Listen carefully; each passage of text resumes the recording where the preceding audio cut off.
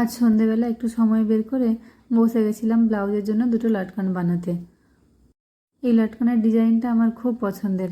এত সহজ আর এত সুন্দরভাবে বানানো যায় যে সচরাচর আপনি কারোর ব্লাউজেই দেখতে পাবেন না। এই লটকনটা বানানোর জন্য সমান মাপের বর্গাকার দুটো কাপড় কেটে নিতে হবে। দিয়ে কাপড়টা সোজাভাবে এরকম ভরে কণাকণি ভাঁজ করে আবার একটু মুড়ে সেলাই করে নিতে হবে। দুটো লটকন বানানোর জন্য মোট 4 টুকরো কাপড় লাগবে। একটা একটা লটকনেই দুটো করে কাপড় লেগে যাবে।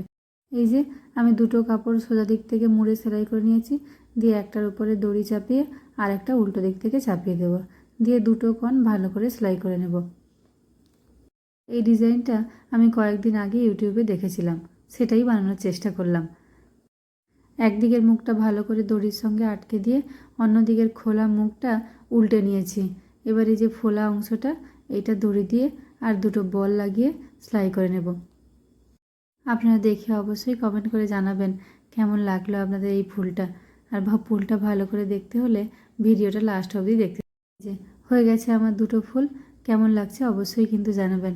আর এই কাপড়টা দেখে আপনারা নিশ্চয়ই চিনতে পেরেছেন যে আগের দিন যে ব্লাউজটা বানিয়েছিলাম তারই কাপড়। আর সেই ব্লাউজেরই দুটো লটকন লাগাবো দুদিকে। এই সেই নতুন ব্লাউজ যেটা আমি কয়েকদিন আগেই বানিয়েছিলাম আর আপনাদের সামনে শেয়ার করেছিলাম। এবার এই দড়ি দুটো ভেতর থেকে পিঠের দিকে দুটো কাপড়ে আটকে দেব। দেখুন দেখি ফুল দুটো কত সুন্দর লাগছে, একেবারে আনকমন, তাই না? আজ তাহলে রাখি, নমস্কার।